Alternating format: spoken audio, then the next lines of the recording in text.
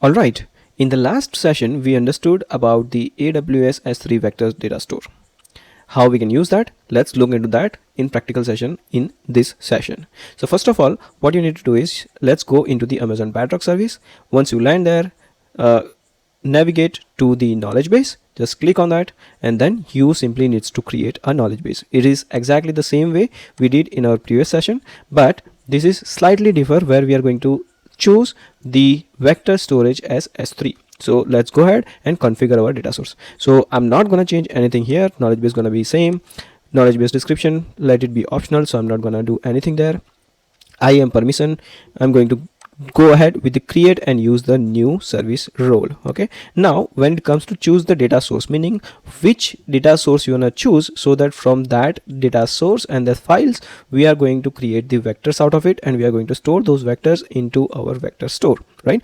So for now I've created I have selected as Amazon S3, but before that we need to create a bucket and we need to store one sample file into it, which we are going to consider as our source. So let's go ahead and do that. So I'll go into S3, click on general purpose bucket. I am going to create a new bucket and I'm going to name that bucket, let's say something this one, vector bucket learning GenAI using vector bucket. This is just a temporary name. I'm not going to do any sort of configuration changes here. I'm going to keep it as is, and then simply I'm going to create the bucket. This bucket name contains characters that aren't available. Okay, so I think it is because of the space. Now it should work, and let's go ahead and try it one more time. There you go, our bucket got created. Now let's upload the document for the vector process. So the document which I'm going to upload here, that document is gonna chunk and store as a vector in our vector S3 bucket. Now point to be considered, this is not the S3 bucket, this is the source bucket. The S3 vector bucket we are going to create in our next 5 to 10 minutes. Okay, so let me go ahead and upload one document, but before I do that, let me give you a small understanding about the document.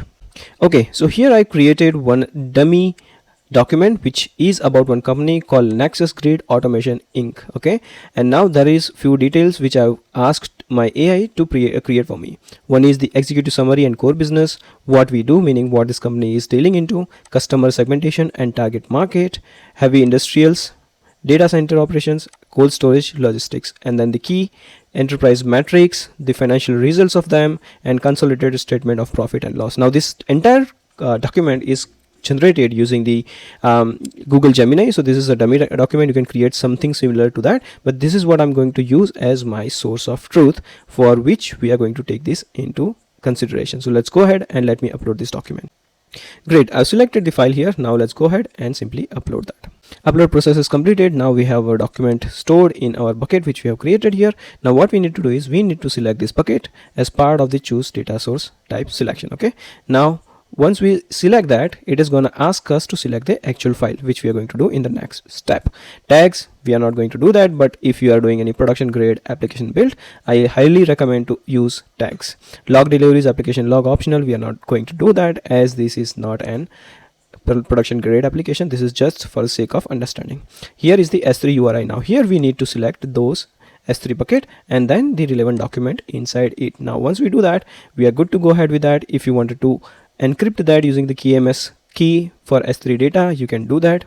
If the data is encrypted, you can probably choose the KMS key from here, so that the pipeline embed that and decrypt it as per the requirement. Now here comes the parsing strategy. I'm not going to go into this detail because we have extensively covered this section in our previous video. So I'm going to go with the default parser. Makes sense because we are going to parse the text. If there is some other sort of document, PDF, image, video, or audio, then we are going to choose the Amazon Bedrock data automation, and so on and so forth. According to your requirement, you can choose the best suited parser here. So let's go ahead with the basic one, which is Amazon Bedrock default parser.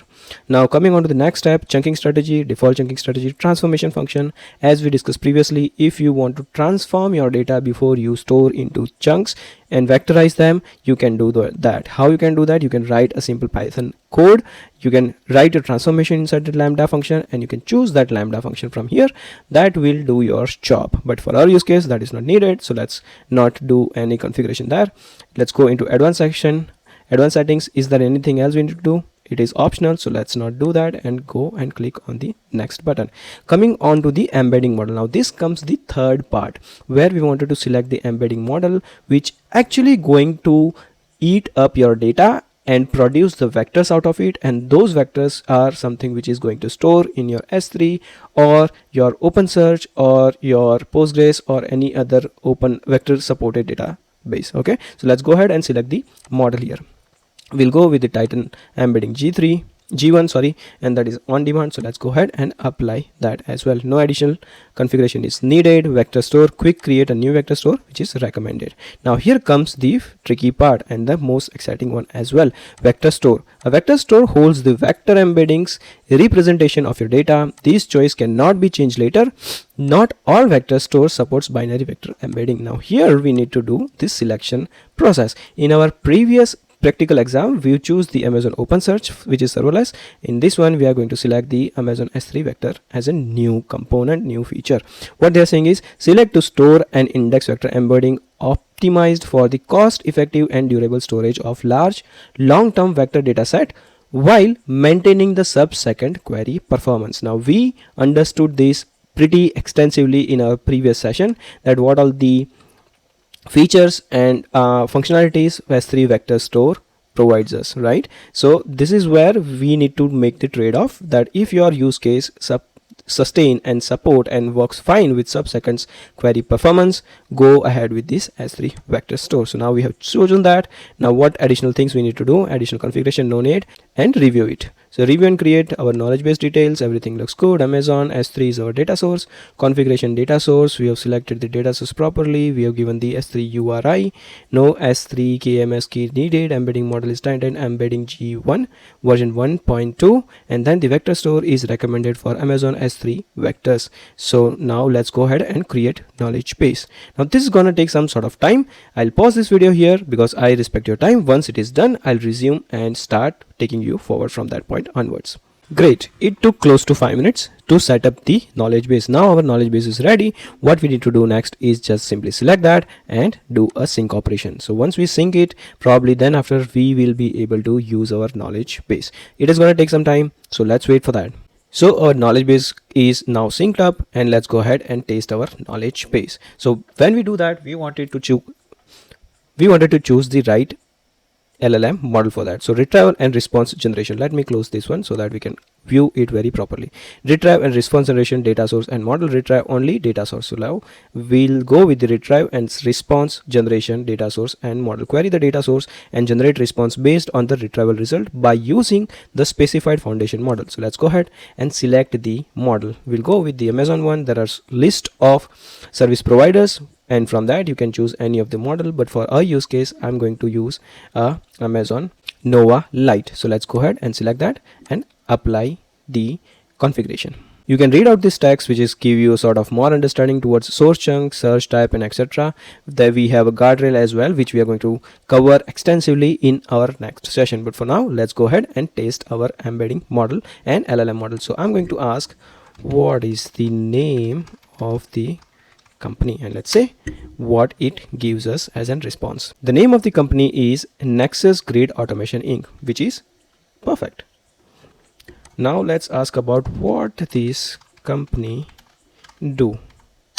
Let's check it out, what it gives as a response. Next Grid Automation Inc. is an enterprise software provider specialized in AI-driven energy orchestration for manufacturing plant. The company develops a proprietary industrial software suite called Grid OS that offers the following services. Now we have the list of services, and there it gives us what all area it works on.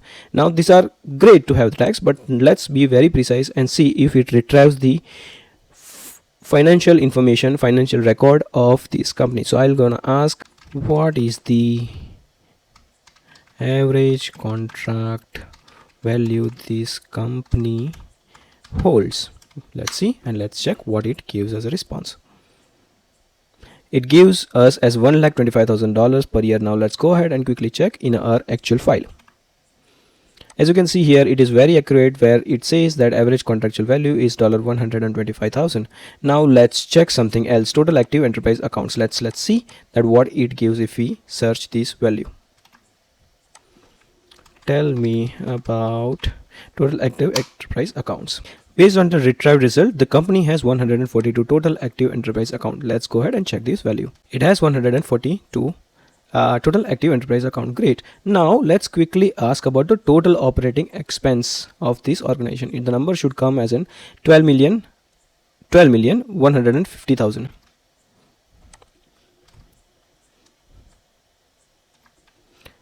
What is the of this company? Let's see what it gives. And the result is again accurate. It is like $12,150,000.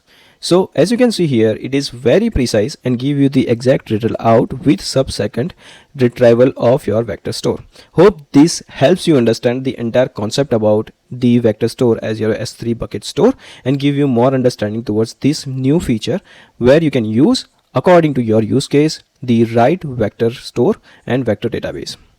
But before we conclude that, let's quickly go ahead and clean up our resources, because this is very important. Until if you don't do that, you are going to pay very heavy fees on your AWS billing. So let's go ahead and do that real quick. So I'm going to do simple select that and delete the vector store. Delete the vector store. Okay, so it took closely 10 minutes to delete the knowledge base.